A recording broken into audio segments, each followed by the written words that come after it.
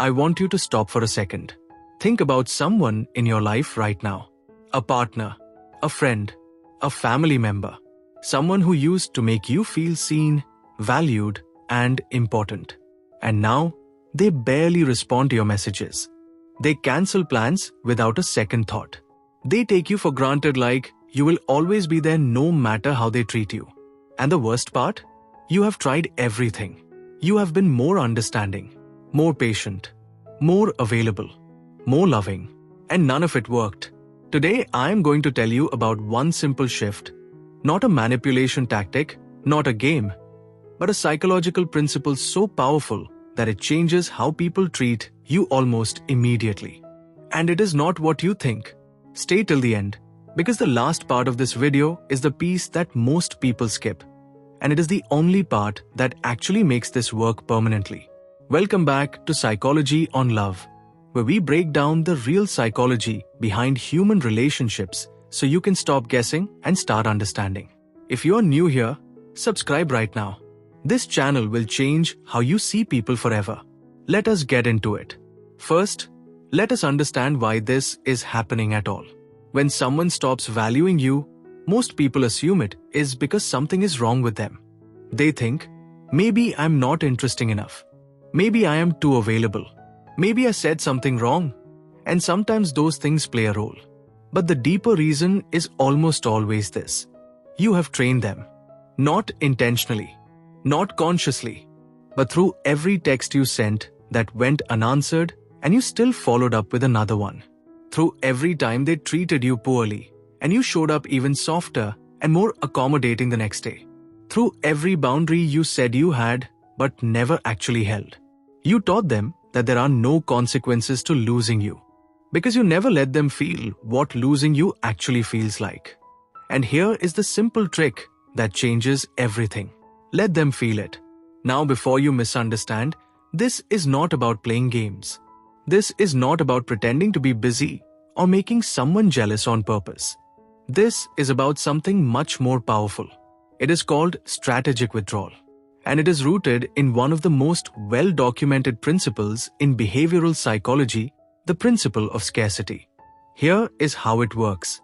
Human beings instinctively place higher value on things that are not easily available. This is not cruelty. This is just how the human brain is wired. We chase what moves away from us. We take for granted what stays still. When you are constantly available, constantly forgiving, constantly adjusting yourself to keep someone comfortable, you remove all scarcity from the equation. And without scarcity, there is no urgency. Without urgency, there is no appreciation. Strategic withdrawal means this. You simply stop chasing. You stop initiating every conversation. You stop following up on messages they did not respond to. You stop rearranging your schedule around someone who would not rearrange 5 minutes for you. You do not disappear dramatically. You do not send a long emotional message explaining what you are doing.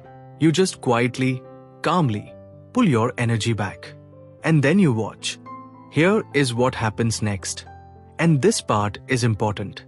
Within days, sometimes hours, something shifts. They notice. Maybe they will not say it out loud right away. But the pattern changes. They start reaching out more. They start wondering what happened. They start paying attention again. Because for the first time, they can feel the possibility of actually losing you. And that feeling, that slight discomfort of realizing someone important might not always be there, is what reactivates value in the human brain. Psychologists call this reactive attachment. When something we have been taking for granted starts to pull away, our brain immediately reassesses its value.